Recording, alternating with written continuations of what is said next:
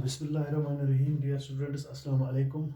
Today's our topic is how we can make the comparative income statement. हम comparative income statement किस तरह से बना सकते हैं? ये financial statement analysis का practical question है. हम आज उसका पहला practical question करने जा रहे हैं. क्या है? Tools for financial statement analysis. How we can prepare the comparative income statement from the following information. आपकी किताब पर ये क्वेश्चन है पेज नंबर 5.40. तो इसका हम पहला क्वेश्चन निकालेंगे. टूल्स फॉर फाइनेंशियल स्टेटमेंट ये हमारा टॉपिक है. उसमें हम पहला क्वेश्चन जो करेंगे, how we can make the comparative income statement.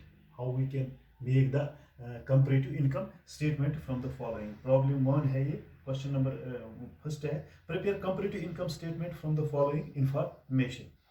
इसमें है ग्रॉस सेल्स है 2009 और 2010 का.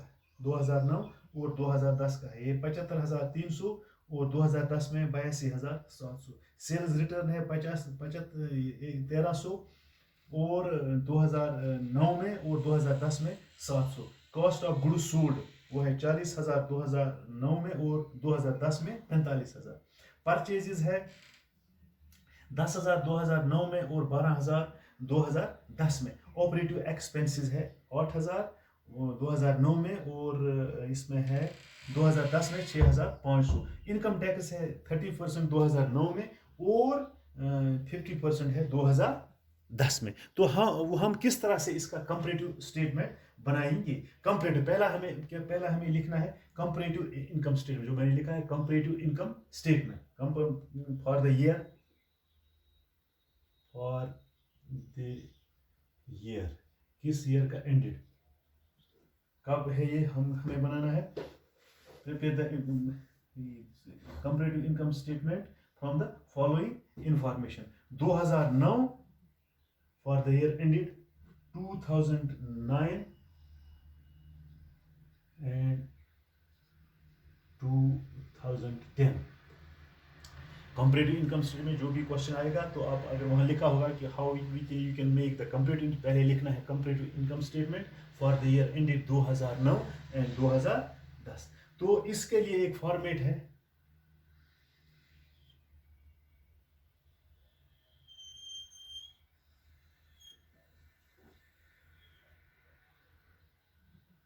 तो इसमें पहला ही है पर्टिकुलर्स.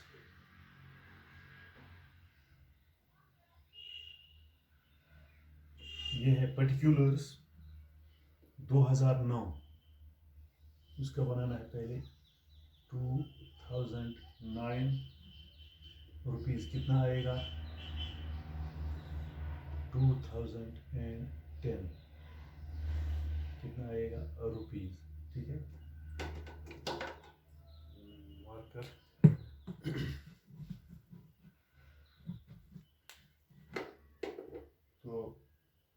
तो अब हम इसका तीसरा जो कॉलम है वो है एब्सोल्यूट चेंज.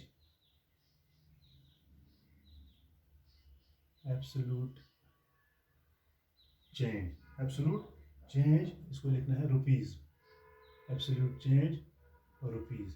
तो दूसरा क्या है परसेंटेज चेंज.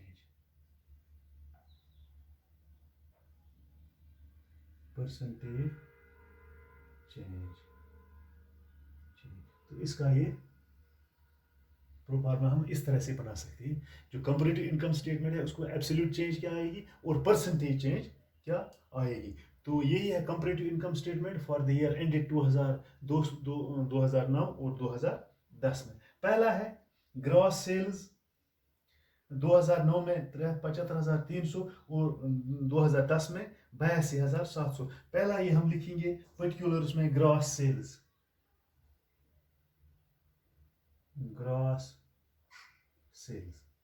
2009 में कितना है 75,300 और 2010 में 82,700. ये 2009 में कितना था 75,300. इसमें इंक्रीज हो गया 2010 में 82,700. तो इसमें जो एब्सोल्यूट चेंज वो कितनी आ गई. अगर आप 82,700 में 75,300 निकालेंगे तो वहाँ कितना रह गया 0 0 तो हमने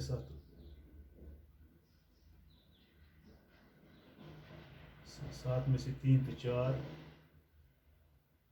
12 में से 5, 7, 7,400, 7,400 ये आएगी हमारी एब्सोल्यूट चेंज। एब्सोल्यूट चेंज अब हम परसेंटेज चेंज किस तरह से हम निकाल सकते हैं। इसमें परसेंटेज चेंज कितनी आएगी, वो absolute change divided by the gross sales of the previous year multiplied by 100, multiplied by 100। क्या एब्सोल्यूट चेंज, एब्सोल्यूट चेंज वो क्या आ गया हमारे पास 7,400, 7,400 divided by the previous year. Previous year हमारा क्या है 2009 का, वो है 75,300, 75,300 multiplied by 100, multiplied by 100, multiplied by 100। तो इसका आप चेंज निकाल सकते हो, दो इसमें से आप इसको 7,400 डिवाइड बाय 5 प्लस 3 ये निकलेगा, बराबर आएगा ये कितना 9.82%, 9.82%। इस तरह से हम एब्सोल्यूट चेंज है, absolute change divide by the previous year amount, क्या सेल्स थे उसमें कितना हुआ था या अमाउंट कितना था, वो है 75,300 मल्टीप्लाइड बाय 100, मल्टीप्लाइड बाय 100। तो इसमें निकलेगा जो परसेंटेज चेंज हमारी कितने आ गई 9.82%, 9.82%। तो इसमें है सेल्स रिटर्न, कितना है सेल्स रिटर्न 1300 और 700। तो अब हम इसको कहेंगे लेस क्या सेल्स रिटर्न, सेल्स रिटर्न पहले था 1300 और बाद में आ गया कितना 700, यहाँ 1300 क्योंकि लेस हो गया इसमें कितना 700। तो एब्सोल्यूट चेंज में कितना माइनस ये आ गया 600। अगर इसका एब्सोल्यूट चेंज होगा, absolute change divide the previous year of amount multiplied by 100, that is 46.15%। इस तरह से हम इसका परसेंटेज चेंज निकाल सकते हो। तो अब हमारे पास ये क्या रह गई, अब नेट सेल्स कितनी आ गई है हमारे पास,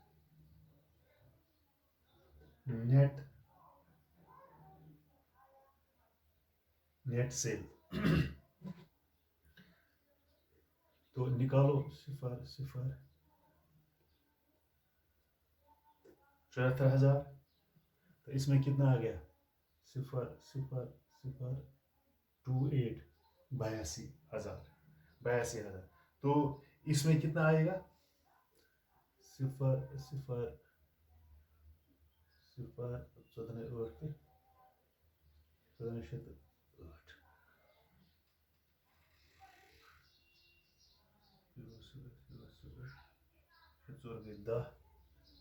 10 प्लस हो जाए 14, 17 वो 8,000। तो और इसका कितना है 10 पॉइंट, आप इसका कैलकुलेशन निकाल सकते हैं, मैंने निकाल कर रखा है 81%। ये हमारे पास नेट सेल्स है, ये हमारे पास क्या है नेट सेल्स है, नेट सेल्स 2009 में 74,000, 2010 में 82,000, एब्सोल्यूट चेंज है 8,000 और 10.81%।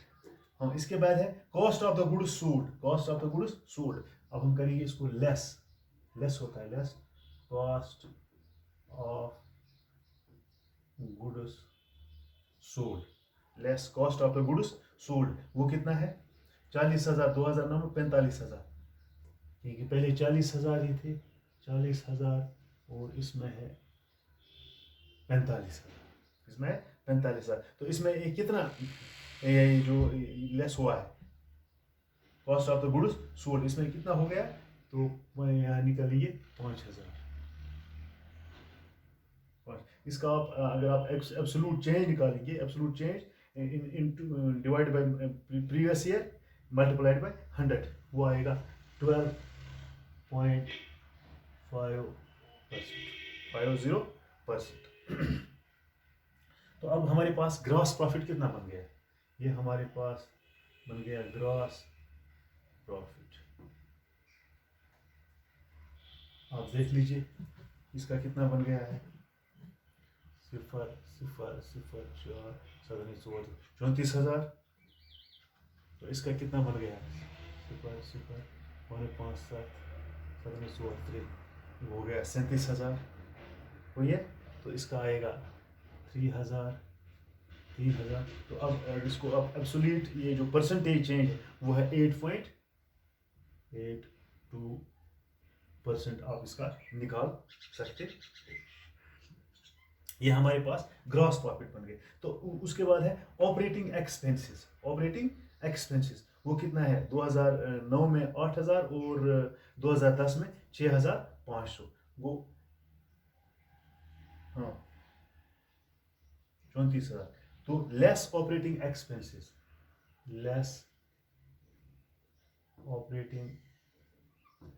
वो कितना है, 8,000, यहाँ है 6,500। इसका डिफरेंस कितना निकलेगा, ये निकलेगा 0,05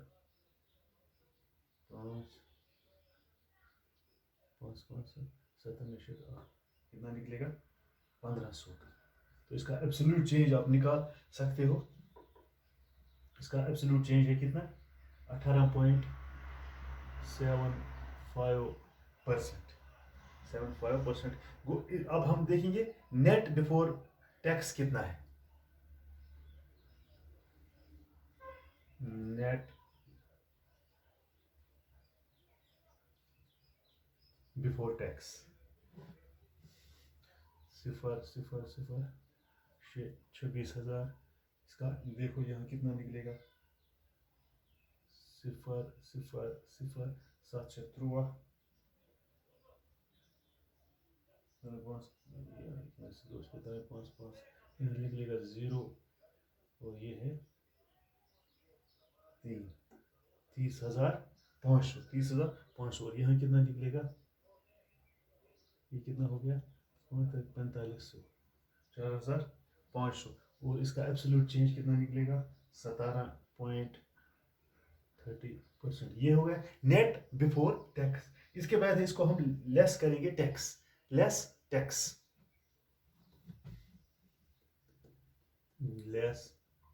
टैक्स वो कितना है, 2009 में ये 8% है। तो आप इसका 30% निकाल सकते हैं, 30% डिवाइड बाई प्रीवियस ईयर, वो आ गया 7,800। इसका वो दूसरे का है 15,250। तो डिफरेंस क्या रह गई, ये एब्सोल्यूट चेंज कितने आ गई 7,450। इसका परसेंटेज है 95.51%। तो अब हम लिखेंगे नेट प्रॉफिट आफ्टर टैक्स। तो आप इसको निकाल सकते हैं, नेट प्रॉफिट आफ्टर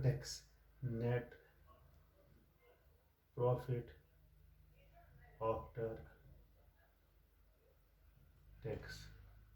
तो ये आप इसका देख सकते हैं 0,0,0 इसको जमा आप कीजिए, इसको आप माइनस करना है क्योंकि लेस टैक्स करना है। वो है 0,0 ये निकलेगा 0,0 दाने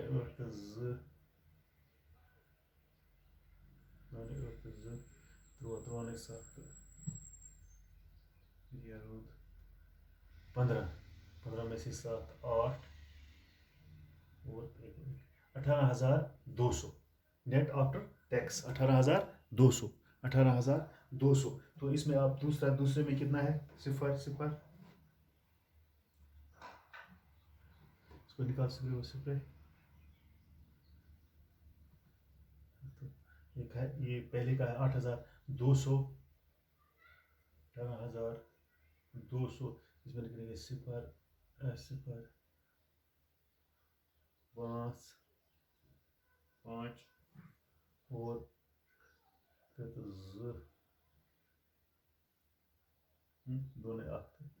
15,250 सिफर दाने 5 5 4 में 2 4 में 2 2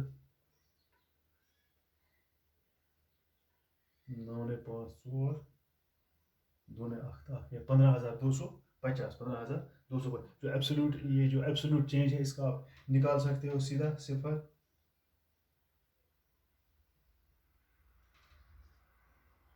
सिफर 5 इसका आप टोटल कीजिए सिफर और 5 5 और 9 700 का था वाह सिफर सिफर 5 5 और एब्सोल्यूट चेंज आप निकाल सकते हैं इसका 2,950 ये net profit after tax net profit after tax इस 7,004 में से 4,500 आप निकाल सकते हो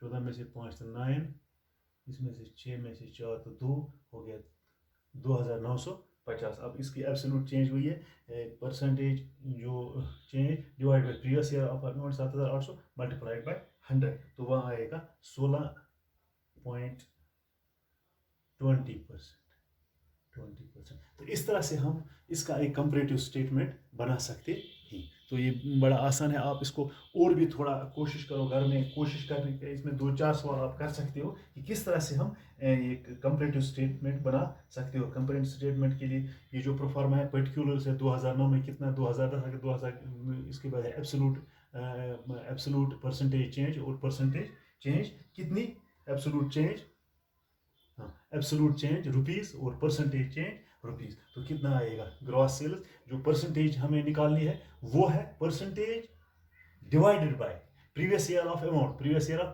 मल्टीप्लाइड बाय 100 जो मैंने पहले कहा मल्टीप्लाइड बाय 100 तो इसमें आप ये निकाल सकते हो इसी तरह इसका आ गया अगर हम 7,400 डिवाइडेड बाय 75,300 मल्टीप्लाइड बाय 100 वो आएगा 9.8 तो उम्मीद है कि आप और भी इसमें 2-4 सवाल और भी दिए गए हैं एक ही किस्म के तो आप इनको आराम से निकाल सकते हैं और एक जो कंपैरेटिव स्टेटमेंट है एक कंपनी का तो हम वो इसमें निकाल सकते हैं उम्मीद है कि आपको ये आज का जो टॉपिक है वो समझ आया होगा शुक्रिया